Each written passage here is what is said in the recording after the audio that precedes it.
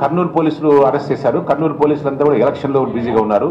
ఎలక్షన్లో బిజీగా ఉన్నప్పుడు ఈ బెయిల్ తెచ్చుకొని బెయిల్ వస్తానే ఏం చేశారంటే పాత పాస్పోర్ట్ పక్కన దాచిపెట్టేసి ఒక ఫాల్స్ ఐడెంటిటీ క్రియేట్ చేసుకొని ఆ ఫేక్ ఐడెంటిటీ పైన ఒక పాస్పోర్ట్ సంపాదించుకొని రిజల్ట్స్ వచ్చి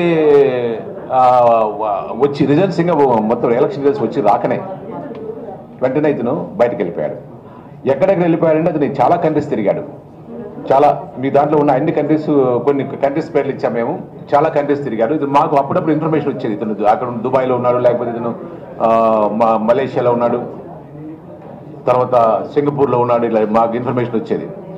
సో వచ్చిన మాకు కొంత ఈ పాస్పోర్ట్ డీటెయిల్స్ అనేది సంపాదించి ఈ కేసు చేసి తర్వాత మనము పాస్పోర్ట్ ఆఫీసర్ని అప్రోచ్ అయ్యి ఎక్స్టర్నల్ అఫైర్స్ మినిస్ట్రీని అక్కడ ఇతని పాస్పోర్ట్ క్యాన్సిల్ చేయించడానికి కొంత టైం పట్టింది.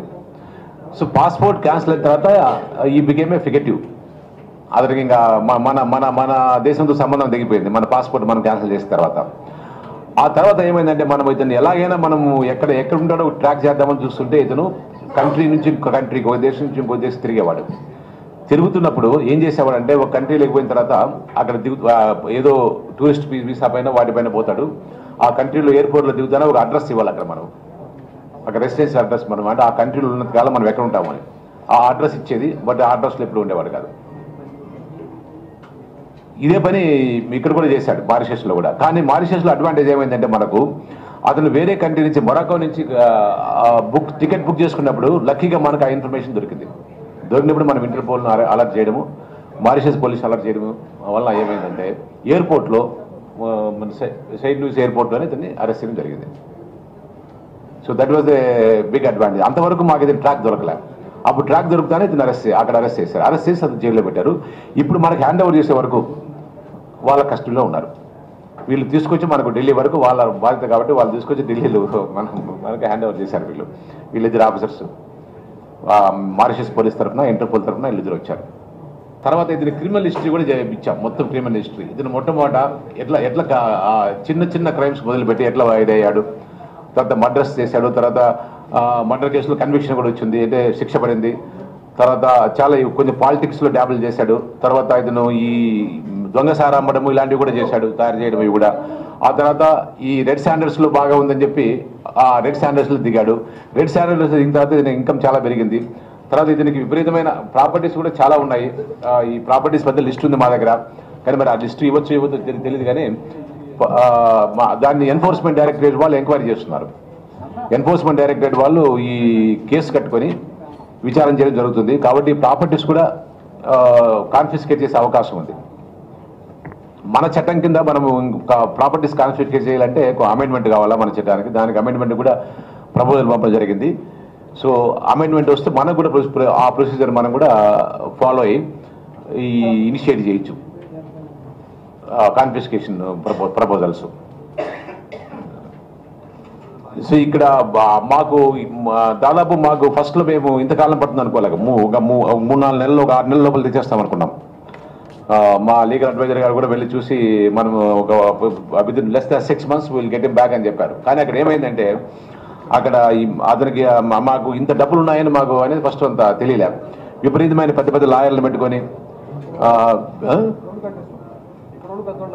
ఇక్కడి నుంచి తీసుకెళ్ళి అక్కడ పెద్ద లాయర్లు పెట్టుకొని మేము పెట్టుకుని అసలు మేము ఫైట్ చేస్తుంటే అక్కడి నుంచినే పెద్ద లీగల్ హ్యూమనిటీస్ అంతా వచ్చి అక్కడ ఫైట్ చేయడంతో ప్రతిసారి పోస్ట్ పోన్ చేయడము. బెయిల్ అప్లికేషన్ ఉంటే బెయిల్ అప్లికేషన్ పెండింగ్ ఉండి డిపోర్టేషన్ చేయలేరు, బెయిల్ అప్లికేషన్ పెండింగ్ ఉన్నప్పుడు ఎక్స్ట్రాడిషన్ కన్సిడర్ చేయలేరు. కాబట్టి ప్రతిసారి ఏదో బెయిల్ వేయడము, ఏదో ఒంట్లో బాగాలేదనో, లేకుంటే హాస్పిటల్ అడ్మిట్ కావడము, ఇంకోటి చేయడము, ఇంకోటి లీగల్గా మీకు తెలుసు కదా ఎలాంటి హర్డల్స్ క్రియేట్ చేస్తారు. ఇలాంటి హర్డల్స్ అన్ని క్రియేట్ చేసిన వల్ల ఇంతకాలం 8 నెలల పైన పట్టింది మాకు ఇప్పుడు ఇతన్ని మనం తీసుకురావడానికి. సో బట్ ఈ 8 నెలలు కూడా పీరియడ్ కూడా తిరుమలరావు గారు చెప్పినట్లు ఇది షార్ట్ పీరియడే. నార్మల్గా మీకు ఎక్స్ట్రాడిషన్కు, డిపోర్టేషన్కు ఎక్కువ టైమే పడుతుంది. మిగతా కేసులో ఇట్లాంటి తక్కువ టైం పట్టిన కేసులు మన దగ్గర ఈ మధ్య చాలా కొన్ని కేసుల్లో 10 ఏళ్ళు పట్టి కూడా ఉన్నాయి. సో ఇతని మీకు తెలుసు ఇప్పుడు రెడ్ స్టాండర్డ్స్ మీద ఎందుకు ఇంత ఎంఫసిస్ ఉందంటే మొట్టమొదటిసారి రెడ్ స్టాండర్డ్స్ పైన ఫోకస్ ఎప్పుడు పడిందంటే ఇంటర్నేషనల్ మనకి ఎన్విరాన్మెంటల్ మీటింగ్స్ ఉంటాయి కదా, ఇంటర్నేషనల్ మీటింగ్స్లో ఈ రెడ్ స్టాండర్డ్స్ అనేది ఎండేంజర్ స్పీసీస్ కింద రికగ్నైజ్ చేశారు. చేసి ఈరోజు రెడ్ శాండర్స్ చెట్టు దానికి ఎవరు గవర్నమెంట్ కదా, కానీ గవర్నమెంట్ కూడా మా రెడ్ శాండర్స్ చెట్టు కొట్టే ఇది లేదు. మనం ఏమున్నా ఇప్పుడు మనం ఆక్షన్ పెట్టే బండి కూడా వేరే వాళ్ళు కొట్టి స్మగ్లర్స్ కొట్టి తీసుకెళ్తుంటే వాళ్ళని మనం పట్టుకొని సీజ్ చేసి పోలీస్ కానీ ఫారెస్ట్ డిపార్ట్మెంట్ కానీ సీజ్ చేసి మన దగ్గర గోడౌన్లో పెట్టుకున్న వాటికి మనం ఆక్షన్ పెడుతున్నాము. అంతేగాని మనం కొట్టి ఆక్షన్ పెట్టట్లా. ఎందుకంటే చాలా ఎండేంజర్ స్పీసీస్, చాలా ప్రిషియస్ స్పీసీస్ కాబట్టి దీన్ని కొట్టడానికి పర్మిషన్ లేదు ఎవరికి. అలాంటిది ఇప్పుడు వీళ్ళు దీన్ని కొట్టి తీసుకెళ్ళి చాలా మేము చైనాలో మనం ఉన్నప్పుడు ఒకసారి సడన్గా ఒక చోట మేము బ్యాంకుకి పోవాలని చెప్పి కారు ఆపాము.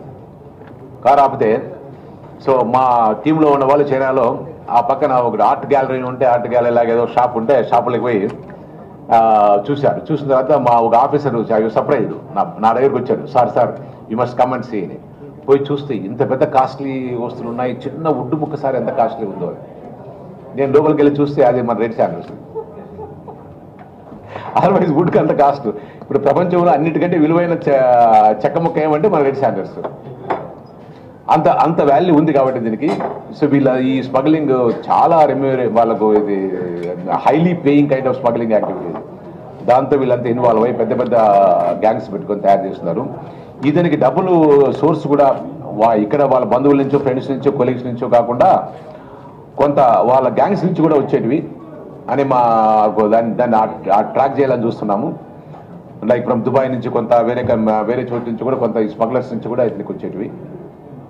ఈ విధంగా ఇతను చాలా కేసులు ఇంతకాలానికి కోర్టు శిక్ష తప్పించుకున్నాడు, పోలీసు తప్పించుకున్నాడు, ఇన్ని తప్పించుకున్నా కూడా ఎప్పుడో ఒకసారి అదే నేరం చేసేవాడు ఎప్పుడో ఒకసారి దొరక్కపోడు.